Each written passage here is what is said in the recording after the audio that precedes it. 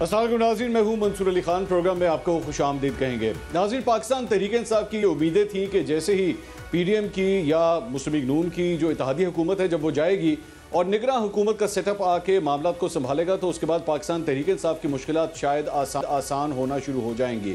लेकिन हुआ लगता है जैसे उसके बिल्कुल बरक्स।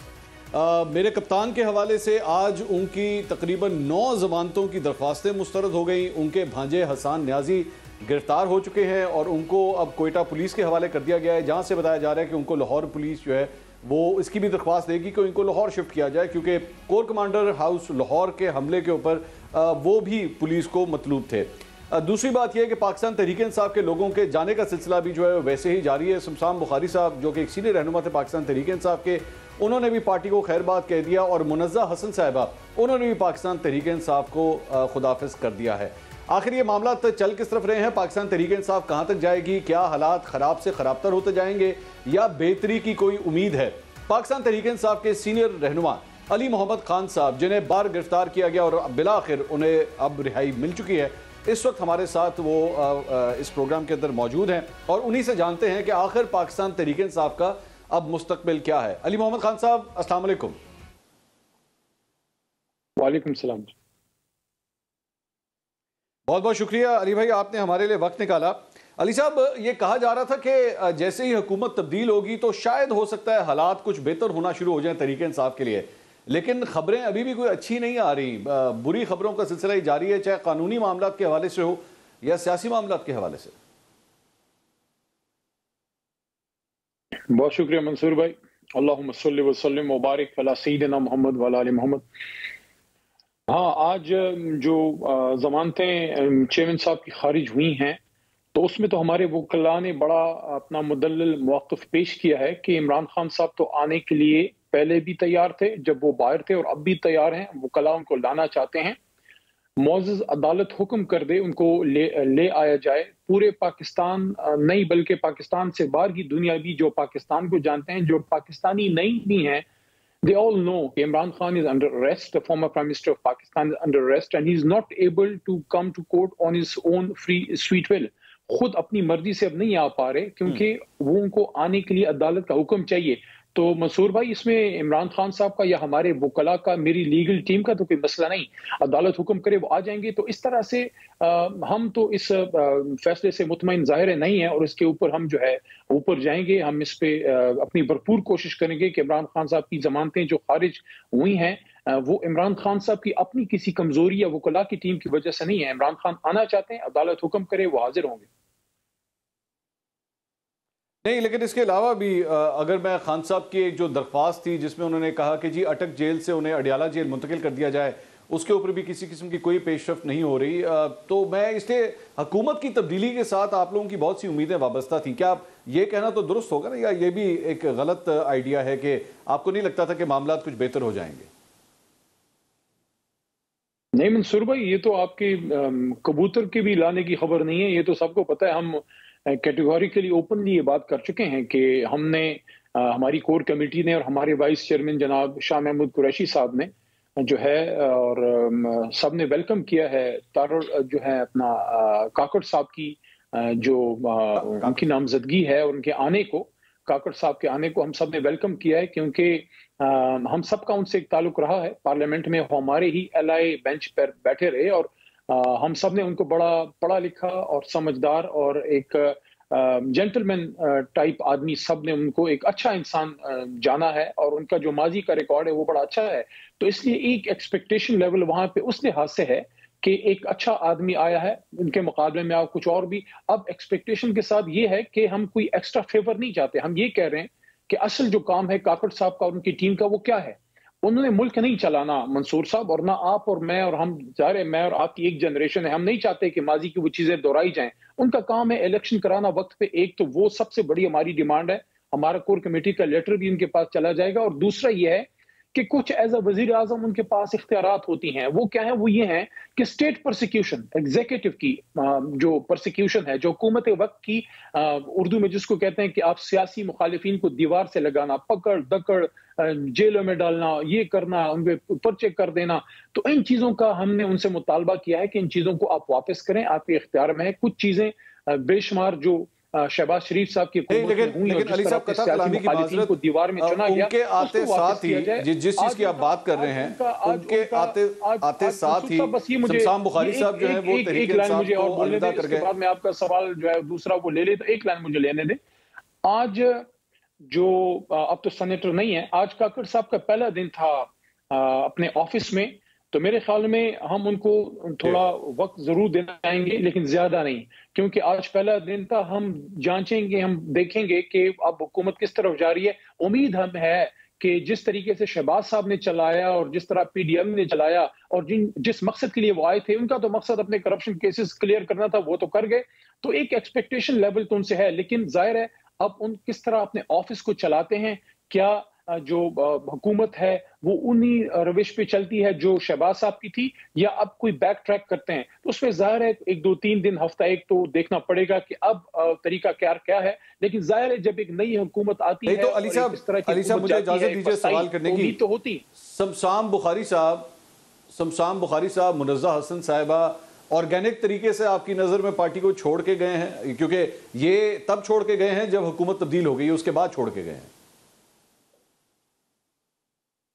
देखिए, शमशान साहब तो तहरीक इंसाफ में आए, ज्यादा वक्त हमारे साथ उनका नहीं गुजरा, लेकिन एक रख रखाव वाले शख्स हैं। पीपल्स पार्टी में जब होते थे, मेरे साथ बहुत से प्रोग्रामों में एक दूसरे के हम सियासी मुखालिफ के तौर पर बैठे रहे, लेकिन कभी उन्होंने कोई गलत इस तरह से वो नहीं की, तो वो छोड़ गए। मैं ठीक है, वो मुश्किल वक्त में अगर वो जाना पसंद करते हैं तो कोई इशू नहीं। लेकिन मुझे एक दुख अलबत्ता मुनज़्ज़ा बीबी का रहेगा, क्योंकि मुनज़्ज़ा साहिबा खान साहब की 1996-97 से हमारी जमात की साथी रही हैं। मैं तो तब ज़ाहिर स्टूडेंट था, हम तो तब सियासत में नहीं थे, तो उनके जाने का मुझे दुख है। और लेकिन बहरहाल आपकी बात अपनी जगह पे है कि ये 2 जो लोग गए हैं वो उस हुकूमत के जाने के बाद गए हैं। लेकिन ज़ाहिर है आज नए वज़ीर आज़म ने पहला दिन गुजारा है अपने ऑफिस में।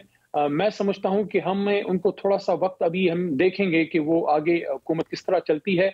मैं नहीं चाहता कि पहले दिन से ही एक ऑन स्लॉट हो। मेरे ख्याल में एक मौका दिया जाना चाहिए कि माजी की गलतियां ठीक की जाएं और मुल्क को वापस बैक ट्रैक पे लाया जाए। और वो कैसे होगा मंसूर भाई, कोई रॉकेट साइंस नहीं है। We don't need to reinvent the wheel, हमें पहिया दोबारा इजाद नहीं करना। और आप इन चीजों को मैं समझता हूं, मैं अप्रिशिएट करता हूं, आप गलत को गलत, सही को सही कहते हैं कि भाई आईन पे चलाएं। आईन जो कहता है इलेक्शन करो तो बस करो, इलेक्शन कर दें और एक साफ शफाफ, और उसके बाद देर तारीख में आप जिंदा हो जाएंगे, जिंदा जावेद हो जाएंगे कि एक मुश्किल वक्त में आप आए, आपने आईन पे मुल्क चलाया, इलेक्शन का एक मौका फराहम किया पाकिस्तान की अवाम को, और उन्होंने फैसला किया कि वो जरदारी अली भाई फिर और शहबाज साहब ये बताइए पसंद करते हैं या हमें अगर आप आइन की बात कर रहे हैं, पीपल ऑफ पाकिस्तान, अगर अब आपने आइन की चूंकि बात की है, इजाजत दीजिएगा मुझे आइन की चूंकि आपने बात की है, मुझे कौमी असेंबली का जिसके वजीर आज़म इमरान खान साहब थे, उसका आखिरी दिन याद आ गया जब तहरीक अदम एतमाद जो है वो आई थी, और उसके नतीजे में आपकी पार्टी के तमाम लोग जो हैं असेंबली छोड़ के बाहर चले गए थे, और आप आखिरी शख्स थे जिसने एक बड़ी धुएंधार तकरीर की थी उस वक्त फ्लोर ऑफ द हाउस पे। कासिम सूरी साहब ने उस वक्त जो कुछ किया था, सुप्रीम कोर्ट ऑफ पाकिस्तान ने उसे कहा कि वो गैर कानूनी था, गैर आईनी था, वो आप ये काम कर नहीं सकते। आज आप इस बात को मानेंगे कि कासिम सूरी साहब ने एक गैर कानूनी हरकत की थी? मंसूर साहब, वो सारा अब एक तारीख का हिस्सा बन चुका, और जाहिर है मैं उस तारीख का हिस्सा रहा, और मुझे इस बात पे मैंने यकीन करें मंसूर साहब, और मैं आपकी वसातत से पाकिस्तान की यूथ को कहना चाह रहा हूं, आप खुद से कुछ नहीं कर सकते, अल्लाह आपसे करवाता है। अगर आपकी नीयत ठीक हो, मैंने वो स्पीच नहीं की, मेरे से अल्लाह ने वो करवाई थी। शायद अल्लाह ने लिख लिया था कि किसी ने ये ड्यूटी करनी है तो मैंने की। मैंने कोई खास काम नहीं किया, मैं सिर्फ वो जिस तरह एक सिपाही अपने मोर्चे में होता है, और जिस तरह मेरी माँ हमेशा मुझे कहती है वालिदा साहबा कि अपना मोर्चा खाली नहीं छोड़ना, बस मैं अपने मोर्चे में था, खान के एक सिपाही, पाकिस्तान के एक सिपाही के तौर पर अपनी ड्यूटी कर रहा था।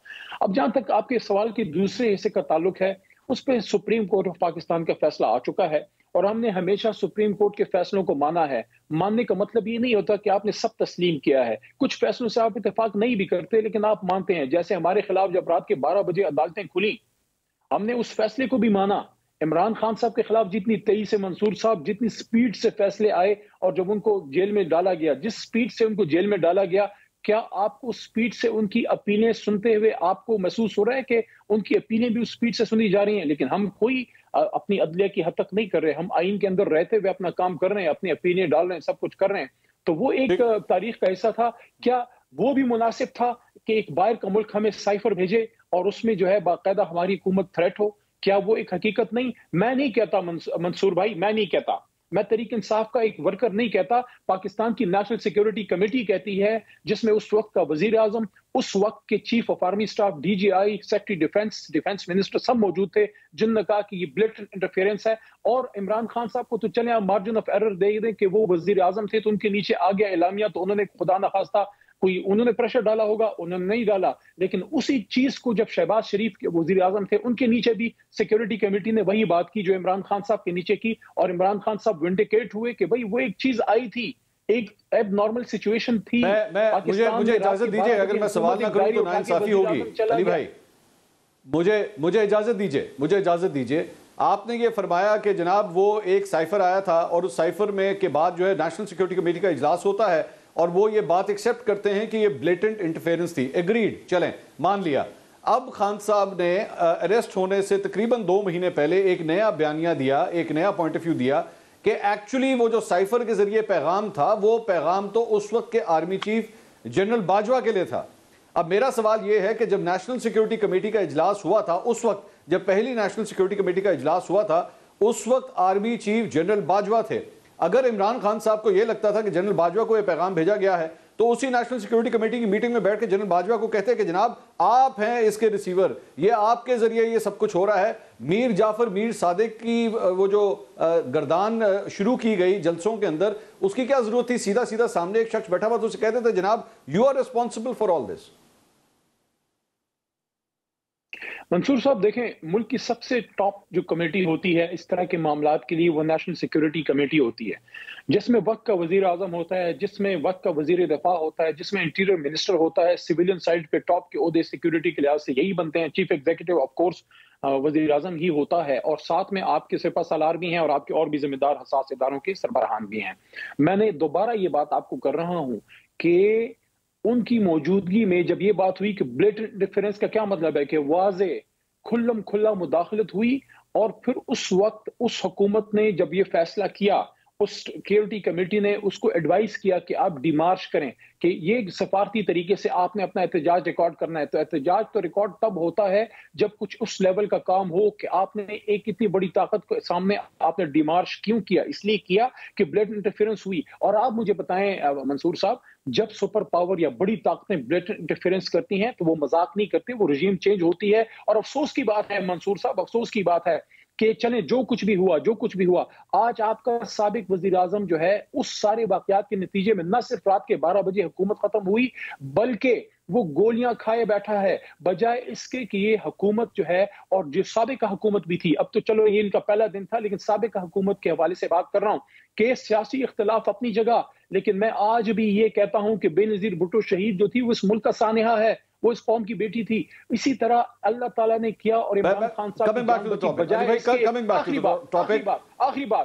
टू द टॉपिक, क्या उस वक्त के मुल्क का सिपा सलार उसमें मुलविस था? साहब की हुकूमत जो है, बजाय इसके कि शहबाज शरीफ साहब, मुझे कहने दीजिए कि शहबाज शरीफ साहब की हुकूमत उसी तंदही से, जिस तंदही से 200 केसेस जनाब इमरान खान साहब पे शहबाज हुकूमत ने पीडीएम के उस 12 मसाले की चार्ट ने बनाए, क्या उन्होंने जरूरी नहीं जाना कि हमारे साबिक वजीर आजम पे जानी हमला हुआ है, उसके बदन में गोलियां पेवस्त हैं, जान उसकी बची है, और उसमें एक शख्स की जान भी नीचे गई, और बजाय इसके कि उन लोगों की तरफ जाते, खुरे की तरफ जाते कि कौन वो साजिशी थे, कौन साबिक वजीर आजम को मानना चाहते थे, बजाय इसके मुझे बताइए ना अली भाई, यही तो मैं पीछे उसको जेल में डाल दिया कि आज क्या ये आप समझते हैं तर्ज अमल नजर नहीं आता? ये मुझे क्लैरिटी दीजिए अली भाई, कि क्या आप लोग समझते हैं कि जनरल बाजवा एक्चुअली उस वक्त उस कंस्पिरेसी के अंदर मुलविस थे? देखिए मंसूर साहब, कुछ चीजें बाद में जो है आपके सामने आती हैं, बहुत सी चीजें बाद में सामने आई, बिल्कुल वाशिगाफ अल्फाज में हमारा उसमें क्लियर एक मौक़िफ़ है कि इसकी इन्वेस्टिगेशन होनी चाहिए थी, और जब इमरान खान साहब एक वजीर आजम थे, उनके हुकूमत के खिलाफ एक ब्लेटेंट इंटरफेरेंस हुई, तो उस वक्त जो भी जिम्मेदारान थे उनकी जिम्मेदारी थी कि उस चीज को रोका जाता। हम कभी भी ये नहीं कहेंगे कि दिफा के इदारे सियासत में हमारी मदद करें, बिल्कुल नहीं, लेकिन जब बाहर से ऐसी चीज हुई उसके लिए जो है इमरान खान साहब ने बारहा ये बात की और एज वजीर आजम भी उन्होंने कहा, सदर मुमलिकत को जो है वो साइफर भी जो है स्पीकर साहब की तरफ से, और सब ने लिखा भी कि इसकी चीफ जस्टिस साहब जो हैं, चीफ जस्टिस साहब इसकी कमेटी बनाएं और इन्वेस्टिगेशन हो, ताकि दूध का दूध और पानी का पानी हो। क्योंकि बहरहाल ये एक हकीकत है कि फलती फूलती एक ठीक ठाक हुकूमत, 6 की जीडीपी पे जाने वाली हुकूमत, एक पाकिस्तान उठने वाली हुकूमत, बाहर से इन्वेस्टमेंट आ रही है, फैक्ट्रियां लग रही हैं, नई नई गाड़ियां बन रही हैं, किधर गई वो इन्वेस्टमेंट, कहां क्यों बंद हो रही है फैक्ट्रियां, क्यों मजदूर आज तबाह हाल है,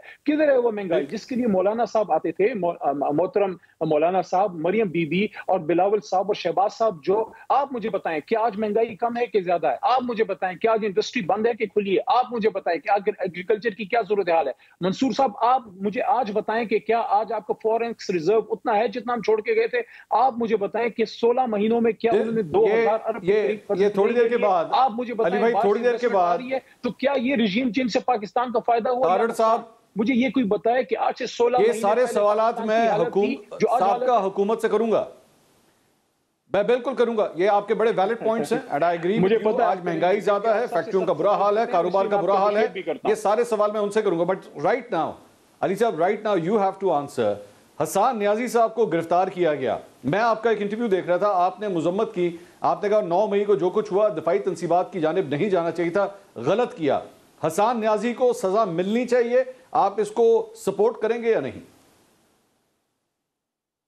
देखें मंसूर साहब, मैं पर्सनालिटीज को सिंगल आउट नहीं करता, हसान को मैं पर्सनली जानता हूं, मुझे अपनी बात पूरी करने दीजिएगा। हसान एक मुहब्बे वतन लड़का है, मेरे से तो उम्र में बड़ा कम है, लेकिन जबरदस्त वो एक सोशल एक्टिविस्ट है, जबरदस्त एक वकील है, पाकिस्तान से मोहब्बत करने वाला, पाकिस्तान के नजरिए से मोहब्बत करने वाला, एक इस्लाम पसंद, एक पाकिस्तान के गरीबों की आवाज है। वो नौजवान है, उससे गलती भी हो सकती है, लेकिन मैं ये नहीं कह रहा कि आप उसको रिलीफ नहीं हो, अपना फेस करेगा कानून के मुताबिक। आपने 9 मई की बात की, उस पर क्लियर कट मौकफ है इमरान खान साहब का कि तहरीक इंसाफ की कोई पॉलिसी नहीं थी कि किसी को कहें कि जाके आप तशद्दुद करें या आप जाके हसास इदारों की तरफ जाएं। हाँ, सिर्फ एहतजाज की कॉल थी, और एहतजाज आपको एक आईनी हक देता है। कभी भी तहरीक इंसाफ ने तशद्दुद की ना बात की, और स्टेटेड पोजीशन इस पे इमरान खान साहब की है कि किसी को भी ये नहीं कहा गया आपका पॉइंट, लेकिन मुझे गिव मी एन आंसर, उनकी जगहों पे जाके एहतजाज करें, किसी भी जगह तहरीक इंसाफ की ये पॉलिसी नहीं है। देखें जिन लोगों ने किया है, देखें जिन लोगों ने हसान नियाजी, कानून के मुताबिक हसान नियाजी सर, जब वो, लेकिन उसकी सजा पूरी तहरीक इंसाफ को, सर हसान नियाजी जो पतलून लटका के नारे लगवा रहा था,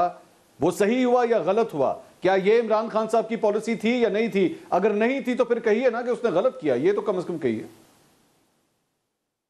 देखिए बिल्कुल नहीं होना चाहिए। हमारे जो दिफा के इदारे हैं, उनकी जो चीजें हैं, उनके जो यूनिफॉर्म है, पाकिस्तान की इज्जत है, उनसे एक गलती हुई है, लेकिन मैं समझता हूँ नौजवान है, वो अपना केस फेस भी करेंगे, अल्लाह ताला करम करेगा। लेकिन जज्बातियत में उनसे गलती भी हो सकती है, लेकिन मैं ये कह रहा हूँ कि इंडिविजुअल एक्ट है, पार्टी की पॉलिसी नहीं है, इमरान खान साहब की जो है उनकी डायरेक्शन नहीं है। इमरान खान साहब ने हमेशा ये बात की कि जिस भी सियासी तहरीक में, और ये बात मुझे कहने दीजिए कि खान साहब ने हमेशा हमें ये समझाया है कि जिस भी सियासी तहरीक में तशद्दुद आ जाए वो तहरीक खत्म हो जाया करती है। इसलिए तहरीक इंसाफ ने हमेशा पुरअमन सियासी जदोजहद की, चाहे वो 129 से 126 दिन का हमारा पहला 2014 वाला धरना हो, या हमारा पनामा की जो तहरीक है, जब भी हमने तहरीक चलाई है कोई गमला भी नहीं टूटा।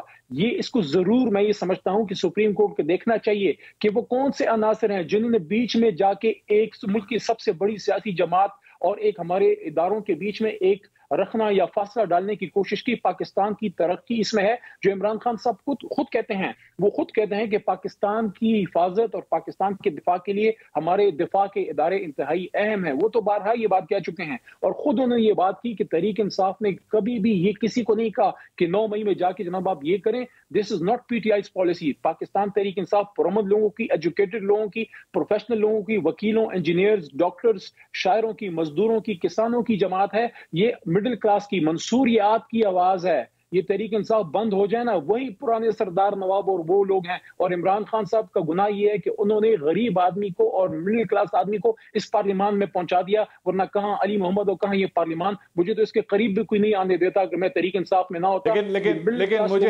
अली साहब मुझे इजाजत दीजिए सवाल करने की कि अगर वाकई ऐसा होता, अली मोहम्मद खान तो 8 दफा गिरफ्तार होकर आज भी पीटीआई के अंदर मौजूद है। और मैं आपको अप्रिशिएट करता हूं इस बात के ऊपर कि आप अपने नजरियात के ऊपर, आपसे इख्तलाफ हो सकता है लेकिन आप फिर भी अपने नजरियात के साथ खड़े रहे, आप जमात के साथ खड़े रहे। लेकिन आपकी जमात की जड़ें इतनी खोखली थी, इतनी कमजोर थी कि जरा सी हवा चली तो बड़े बड़े पत्थर जो है वो अपनी जगह से सिरक गए। वो जो पत्ते थे वो खिजा के पत्तों की तरह गिर गए नीचे और लोग एक एक करके पार्टी को छोड़ के चले गए। ये बुनियाद थी, ये नजरिया था पाकिस्तान तहरीक इंसाफ का। मंसूर साहब, हमारे वो पश्तो में ज़रबल मसल है, आप कभी कभी पढ़ा करें पश्तो।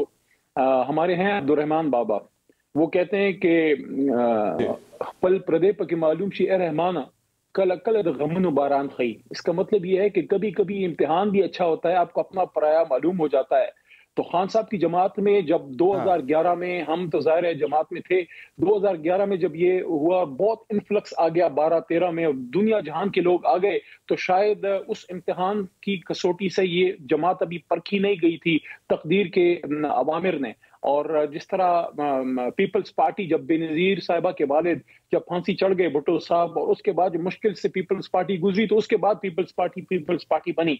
मेरे ख्याल में इस इम्तिहान के बाद अब तहरीक इंसाफ बनी है। और आपने देखा है कि लीडर, मंसूर साहब मुझे कहने दीजिए कि लीडर उम्मत मुस्लिमा का, मुल्क का सबसे बड़ा लीडर इस वक्त जेल में है। हमारी आधी से ज्यादा लीडरशिप जेल में है। हम में से बेशुमार लोग जो हैं वो इस वक्त जो हैं वो रोपोश हैं, वो नहीं बेचारे आ सकते, उन पे गलत केसेस हैं। मेरे जैसे चंद लोग बेशुमार केसेस का सामना करके अदालत के हुक्म से जब निकलने के बाद इस वक्त मेन लीडरशिप ग्राउंड पे नहीं है। लेकिन कल आपने देखा किस तरह हमारी तहरीक इंसाफ के वर्कर और हमारे वोटर सपोर्टर बावजूद हुकूमती जबर के वो निकले हैं और पाकिस्तान जिंदाबाद कहा है, पाकिस्तान जिंदाबाद का है। जिस तरह गली गली करिया करिया पाकिस्तान तहरीक इंसाफ का वर्कर निकला है, मैं समझता हूँ जेल में इमरान खान साहब का सर उन्होंने फख्र से बुलंद किया है कि चाहे कुछ भी हो, पाकिस्तान तहरीक इंसाफ के वर्कर को जेल में डालें, उनके घर तोड़ें, उनके माओं को, आप बच्चों को जो है आप तंग करें, उनके जेलों में डालें, पाकिस्तान तहरीक इंसाफ के वर्कर जो है उसके मुंह से फिर भी एक ही आवाज आएगी, पाकिस्तान जिंदाबाद।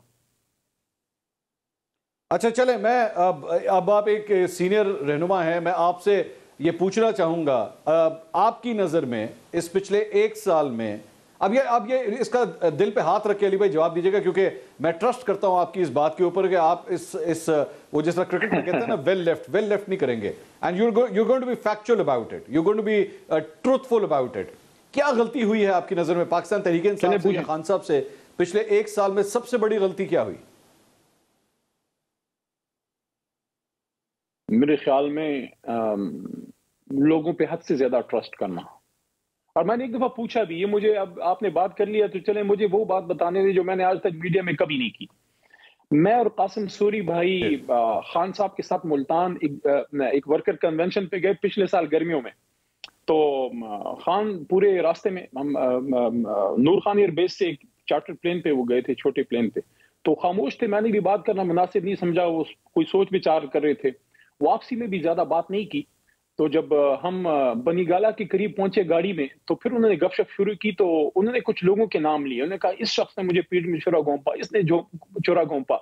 तो मैंने खान साहब से पूछा, मैंने कहा खान साहब नाराज ना हो, एक बात करूं। उन्होंने कहा क्या?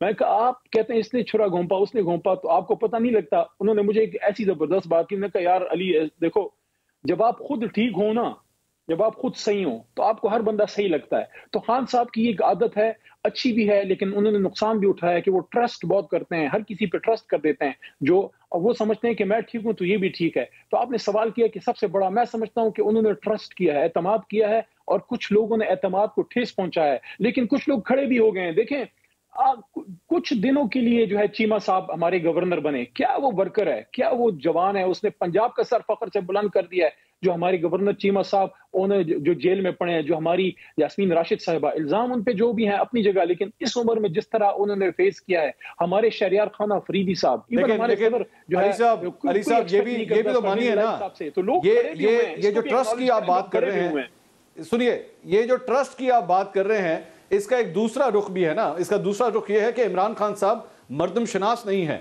जिन जिन लोगों को वजीर आला बनाया, चाहे वो परवेज खटक हो, महमूद खान हो, उस्मान बुज़दार हो, सारे वजीर आला जो है वो पार्टी को छोड़ के चले गए। जिनके ऊपर ट्रस्ट नहीं किया, अली मोहम्मद खान, मैं आपका बताना चाहूंगा यहाँ पे व्यूअर्स को, 2018 में आपको टिकट नहीं मिल रहा था, एहतजाज करना पड़ा आपके हल्के के लोगों को, उसके बाद आपको टिकट दिया गया। आज उमर चीमा साहब का आप नाम ले रहे हैं। उमर चीमा को जितनी देर हुकूमत रही किसी किस्म की उसको कोई ओहदा नहीं दिया गया, उसको साइडलाइन करके रखा गया, वो आज मौजूद है। परवेज इलाही को पंजाब का सबसे बड़ा डाकू कहा, वो आज बार बार जेल के अंदर मौजूद है। डॉक्टर यास्मीन राशिद, मियां असलम इकबाल को पंजाब का वजीर आला नहीं बनाया गया, उनको उठा के साइडलाइन कर दिया गया, वो आज भी मुश्किलात बर्दाश्त कर रहे हैं। वो तमाम लोग जिन्होंने एक्चुअली मुश्किलात बर्दाश्त की वो आज तक खान साहब के साथ खड़े हैं, लेकिन खान साहब ने जिन जिन लोगों को नहीं ट्रस्ट करना चाहिए था, उनको फेवर्स नहीं देनी चाहिए थी, उनको फेवर्स दी। इसका मतलब है कि फिर खान साहब मर्दमशनास नहीं है ना।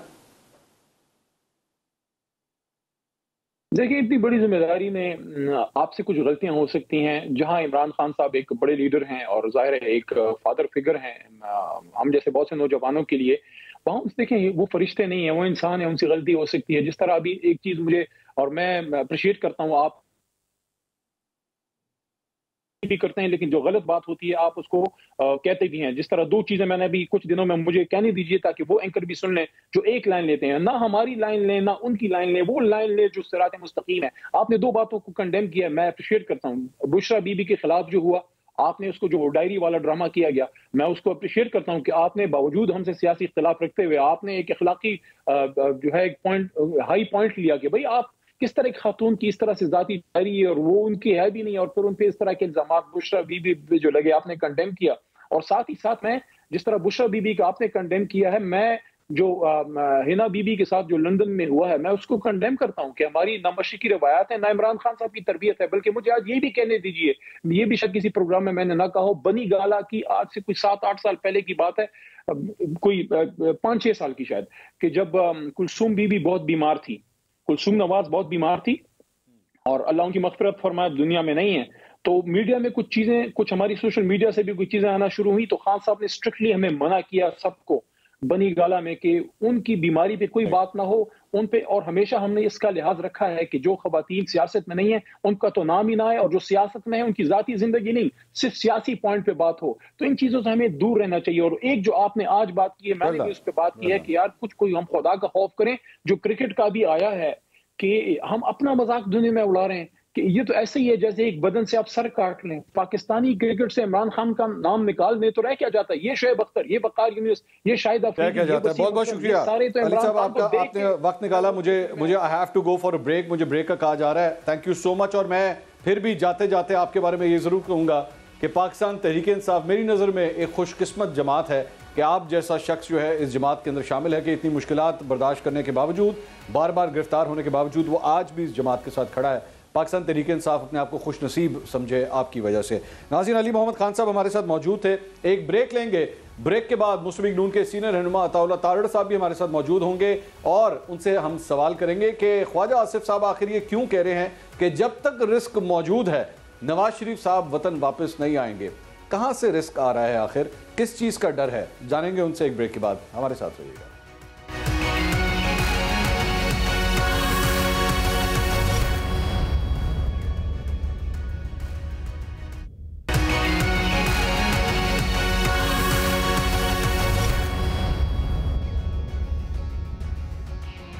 नाज़रीन, welcome back after the break. Break से पहले अली मोहम्मद खान साहब पाकिस्तान तहरीक इंसाफ के रहनुमा हमारे साथ मौजूद थे। अब ज़रा कुछ बात करते हैं मुस्लिम लीग नून के। मुस्लिम लीग नून के सीनियर रहनुमा अताउल्लाह तारड़ साहब इस वक्त हमारे साथ मौजूद हैं। तारड़ साहब, बहुत बहुत शुक्रिया, आपने हमारे लिए वक्त निकाला। मेरा सबसे पहला सवाल जो है वो ख्वाजा आसिफ साहब की स्टेटमेंट के हवाले से है, जिनका ये कहना है कि नवाज शरीफ साहब तब वापस आएंगे जब रिस्क ख़त्म हो जाएगा, हम कोई रिस्क नहीं लेना चाहते। तो साथ ही साथ ये खबरें भी आ रही हैं कि अगले महीने उनकी वापसी के लिए सारी तैयारियां हो रही हैं। कुछ ज़रा आप हमें क्लैरिटी दे सकते हैं कि ये रिस्क किसकी तरफ से है और कब तक उनका वापस आने का स्केड्यूल है? बहुत शुक्रिया मंसूर साहब। देखिए, तो ख्वाजा साहब भी बेहतर बता सकते हैं कि रिस्क फ्री से उनकी क्या मुराद है। जहां तक मैं इस मामले को समझता हूँ, नाअहली वाला मामला इलेक्शन एक्ट की तरमीम के बाद ताहियात नाअहली से 5 साल की नाअहली में तब्दील हो चुका। मियां साहब का वो 5 साल का जो नाअहली का दौरानिया था वो मुकम्मल हो चुका है। जो बाकी उनकी 2 मेरिट के ऊपर अपीलें हैं, जिसमें एक केविन फील्ड का केस है और एक अल अजीजिया का है, वो इस्लामाबाद हाई कोर्ट उनको एक राइट दे चुका है कि आप जब भी वापस आएंगे आप ये राइट टू अपील, जो अपील का हक है, उसको एक्सरसाइज कर सकते हैं। एक केस में मरीम नवाज शरीफ साहिबा बाइज्जत बरी हुई, और जिस जुर्म में मुआवनत और इयानत का इल्जाम था वो जुर्म ही साबित नहीं हुआ, तो वो तो क्लियर कट केस है। और अजीजिया के भी फैक्ट्स इससे मिलते जुलते हैं। तो मेरे हिसाब से तो उनको सितंबर के अंदर वापस आ जाना चाहिए, और कानूनी टीम भी कुछ सितंबर की ही डेट सोच रही होगी जहां तक मेरी इत्तलात हैं। बट ऑब्वियसली जुडिशरी के अंदर बेंड्स ऑफ माइंड पाए जाते हैं, और जो रिसेंट पास्ट के अंदर आपने देखा कि फैमिलीज जो हैं वो एक सियासी जमात के साथ अपनी वाबस्तगी का इजहार कर चुकी हैं, और उन्होंने कोई दे आर्ट शाय अबाउट इट। तो वो शायद उस हवाले से बात की हो, मैं वसूख से तो नहीं कह सकता, but as far as merits of the case are concern, जो केस के मेरिट्स हैं, जो कानूनी मामलात हैं, वो तो क्लियर है। तो वो सितंबर के महीने में पाकिस्तान बड़े अच्छे तरीके से आ सकते हैं।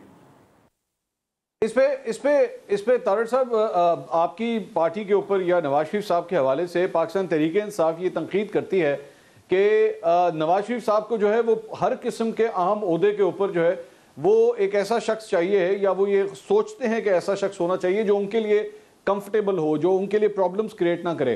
लेकिन ऑन द अदर हैंड अगर हम इमरान खान साहब के मामला को देखें तो उन्होंने इस बात की परवाह नहीं की। उनके केसेस जो है वो चल रहे थे, वो केसेस में जा भी रहे थे, बेशक उनको सजा हो गई, जेल भेज दिया गया, आज जेल के अंदर हैं, लेकिन वो चाहते तो पाकिस्तान छोड़ के जा सकते थे या कोई डील कर सकते थे।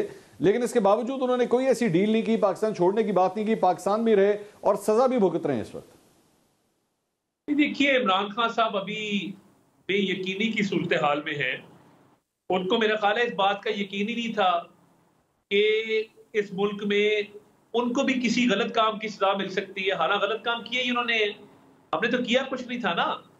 चले, हमने तो नाकर्दा गुनाहों की सजा काटी, बेटे से तनख्वाह डालने पे निकाला गया, इन पे तो अरबों रुपए की चोरी का इल्जाम है जो कि साबित भी हो चुका है, इन पे साइफर का इल्जाम है जो कि क्लियर कट वायलेशन है ऑफिशियल सीक्रेट्स एक्ट की। तो मैं तो ये समझने से कासिर हूं कि इमरान खान ने बाहर क्यों जाना था और कैसे जाना था।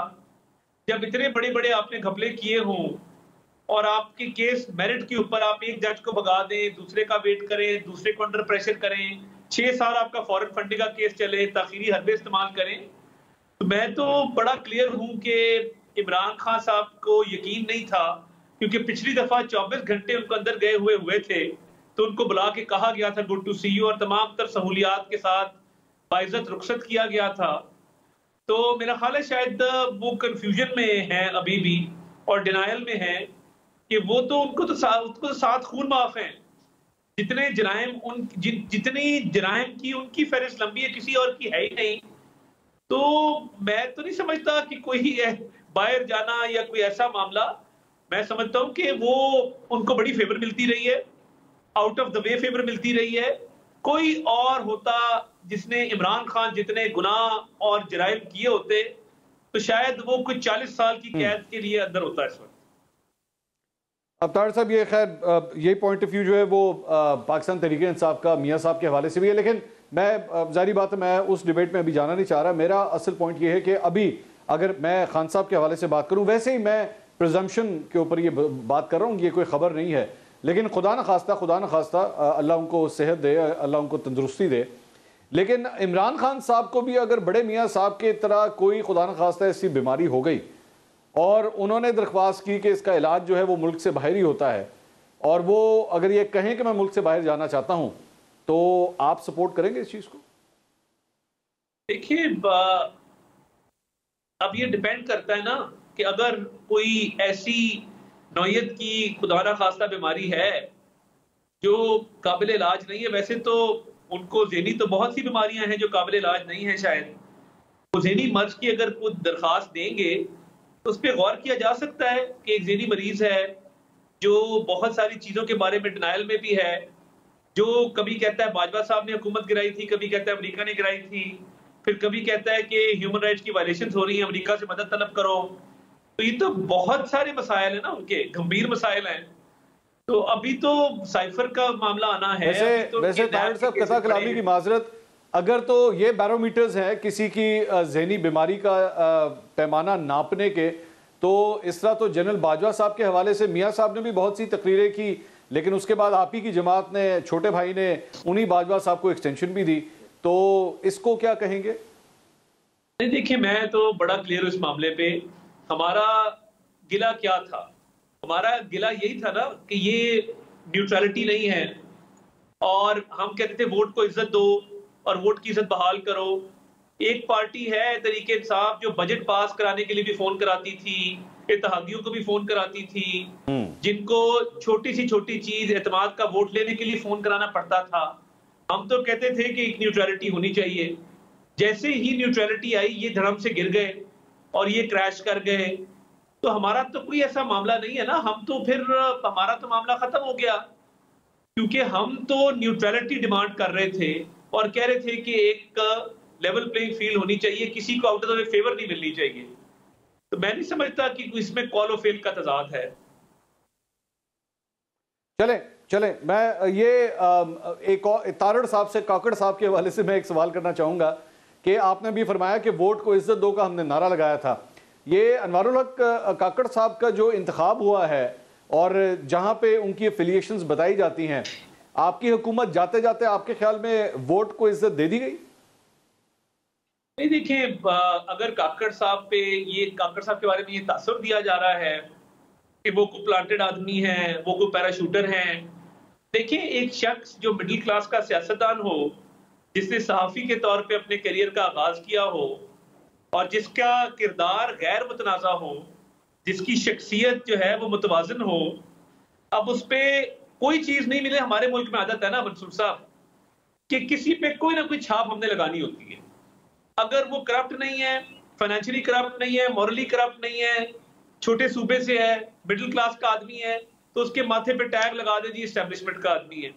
अब ये ट्रेंड चल पड़ा है अनफॉर्चुनेटली कि हम सियासतदानों को गंदा करने के लिए कोई ना कोई एक टैग जरूर लगाना है। अब एक ऐसा आदमी, आप आसान काम है ना तारिड़ साहब, आसान काम है। इस वक्त आपके अपनी पार्टी के लोग भी जो है वो ये शो देख रहे होंगे, बराए मेहरबानी बता दीजिए अपने पार्टी के लोगों को कि अनवारुल हक काकड़ साहब का कोई ताल्लुक नहीं है एस्टैब्लिशमेंट के साथ, ये बता दीजिए उन्हें। मैं देखें, जो बंदा पीटीआई को भी काबिल कबूल है, शाह महमूद कुरैशी साहब उसके बारे में कह रहे हैं कि हमें कोई शक नहीं है, हम कबूल करते हैं। ठीक है, कुछ पार्टीज के तहफ़्फ़ुज़ात जरूर हैं, मगर मैं इस तासुर को ना फरोग देना चाहता हूँ, ना मैं इसको तस्लीम करता हूँ। और मैं ये समझता हूँ कि अगर एक ऐसे पॉलिटिशियन का इंतखाब हुआ है, रद्द करता हूँ, मैं बिल्कुल रद्द करता हूँ। एक नॉन कॉन्ट्रोवर्शियल पॉलिटिशियन आया है जिसके खिलाफ कुछ नहीं मिल रहा, तो अब हम हर जगह बैठ के कह रहे हैं जी इस पे ये तो छाई तो प्लांटेड आदमी है, ये तो जी पता नहीं कहाँ से आया है। बस का क्लियर हो गया तार साहब, बहुत बहुत क्लियर हो गया। वोट को इज्जत दे दिया आपने, बिल्कुल आपने, बिल्कुल बहुत बहुत शुक्रिया तार साहब, थैंक यू सो मच। आपने बड़ा क्लियरली आपने बात कह दी, बहुत बहुत शुक्रिया। नाज़रीन, प्रोग्राम से अब तक के लिए इतना ही, देखने का बहुत शुक्रिया। कल इंशाल्लाह आपसे दोबारा मुलाकात होगी। अल्लाह हाफिज़।